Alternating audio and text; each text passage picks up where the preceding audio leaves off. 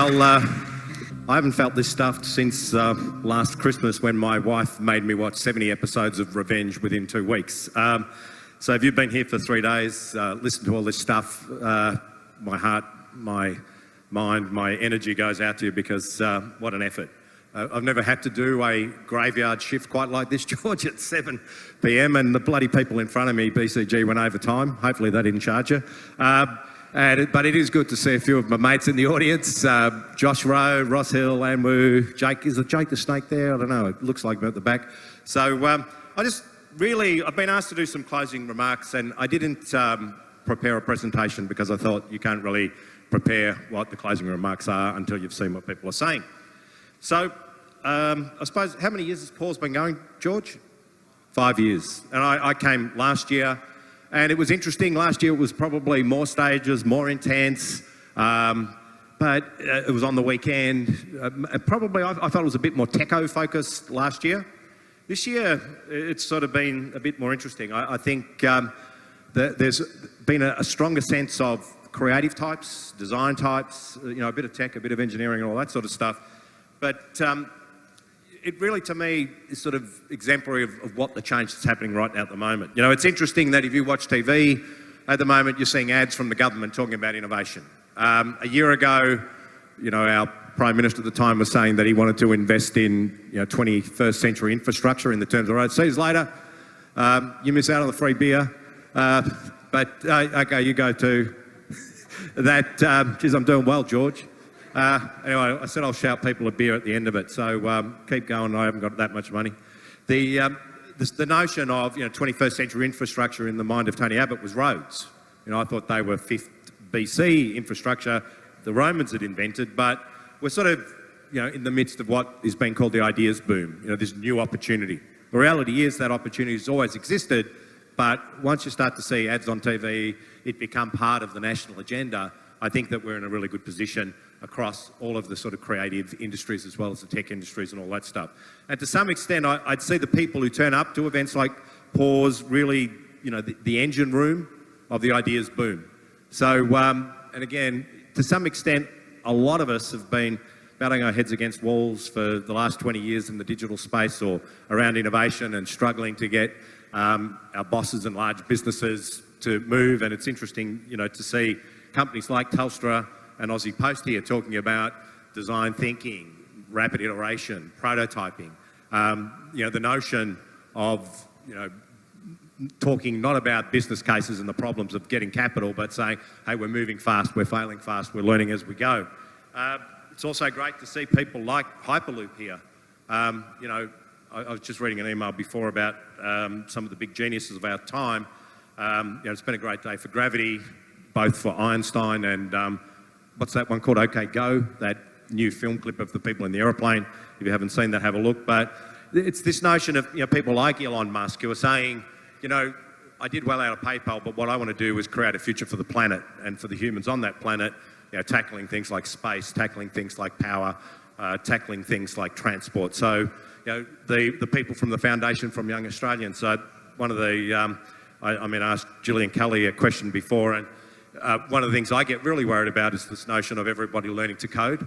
I think everybody learning to embrace diversity and focus it on problems to solve things is a much better idea. And whilst I have no problem with people passionate and learning about STEM, if our sort of leaders think that the way to become participate in the digital revolution is to have 25 million code monkeys, I think they're wrong. I think it's that sort of notion of the teams that I've looked to build have, human people with empathy, people like anthropologists, ethnographers, designers, artists, writers, software engineers, testers, project managers, creatives, just thinkers. That to me is what this digital world's about. That to me is what Paws Fest is about. It's about bringing together that diversity and saying, we can have a real crack and change things. The notion of experimentation came through pretty strongly for me. Whether that was the Telstra stuff, whether it was the Aussie Post stuff, the notion of experimenting and learning rather than doing business cases. Another good thing for me was that nobody mentioned blockchain today. Like if I hear blockchain another time this month, I think I'll vomit. Yeah, it's doing my head in. But anyway, at the moment, everyone's like blockchain will solve everything from financial transactions to world peace. I have a slightly different view. I think it's good, but yeah, it's very early days. One of the things I kept hearing today was about relentless customer focus. I always have a relentless focus on people who aren't my customers. If you want to disrupt something, you don't start with your current customers, you start with the people who aren't your customers. You start with the non-users. So when you're starting to think about things, look at who's not using your stuff. Think about, I am doing a startup and again, I get 10 emails a day, I'm doing a startup and it's disruptive. It's like, no, you're doing a startup and it's different, but it's just an incremental change on what's going on. So if you want to run a startup, think about customers, sure, but don't ask customers what they want. They don't know what they can have. Think about the problems, solving problems, and also think about if you want to have a crack at a startup, look at what's there and say, well, who doesn't use that stuff? Because that's where you're going to get scale. In terms of brand, number one rule of startups for 20 years is don't mention the name. Because anybody who's been involved in a startup, and I'm setting up one now, which is called Lifetimes. It's a focus on non-users of genealogy sites.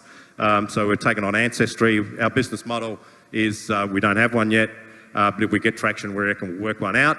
But again, don't mention the name, because if you're running a startup, you could spend sort of 6 months, oh, what about this name? What about this name? Anybody who watched Molly on the weekend will have seen the same sort of law running when they were trying to work out the name for Countdown.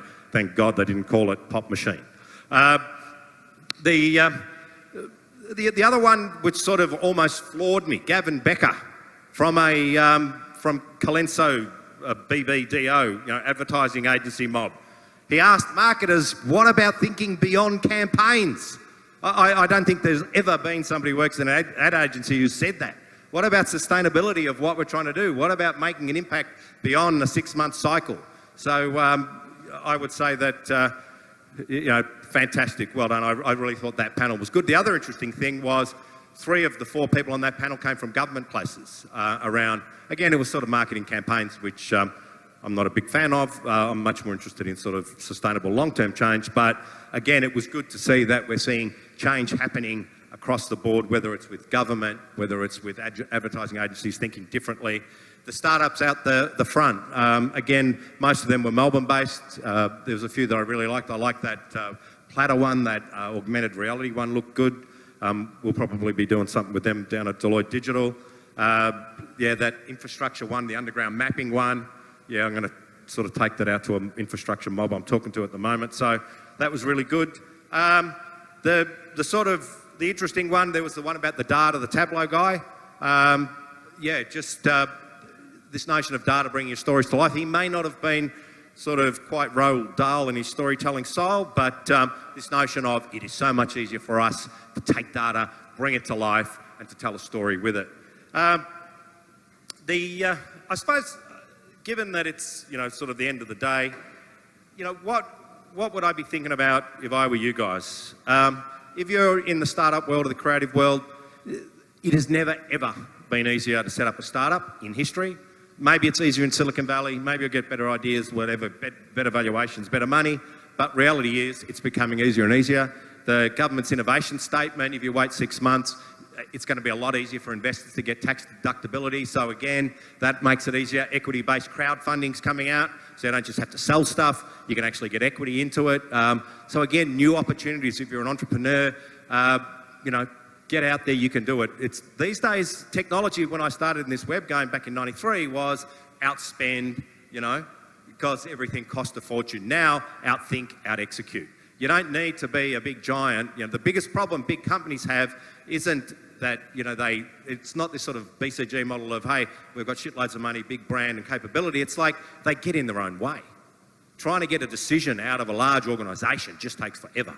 So the thing is, smaller businesses can move faster. They can absorb technology like sponges. They don't have a sort of see something person who can say no to everything.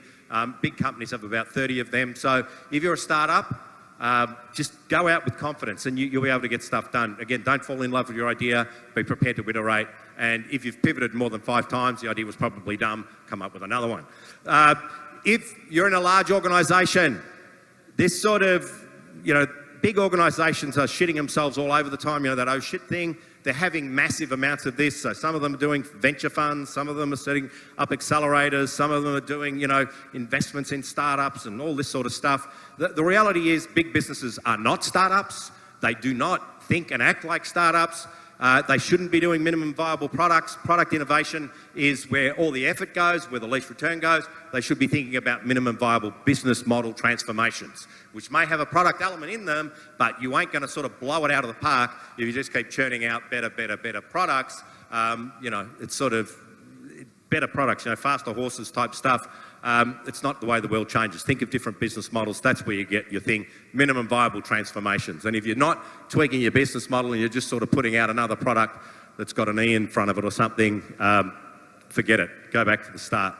I got an email about half an hour ago from a guy in Silicon Valley, and he was just talking about geniuses and a few of the mob over there who get together and waffle on about these things. And he came up with, or he sort of added a bit of a quote from somebody called Steve Jobs. And it's not the Stanford one, it's probably one you haven't heard. So I just want to end this conference with these words. When you grow up, you tend to get told the world is the way it is and your life is just to live your life inside the world as it is. You know, try not to bash the walls too much, try to have a good family life, have a bit of fun, save a bit of money. But that's a very limited life. Life can be much broader once you discover one simple fact, and that is everything around you that you call life was made up by people that were no smarter than you. And we've just gone into...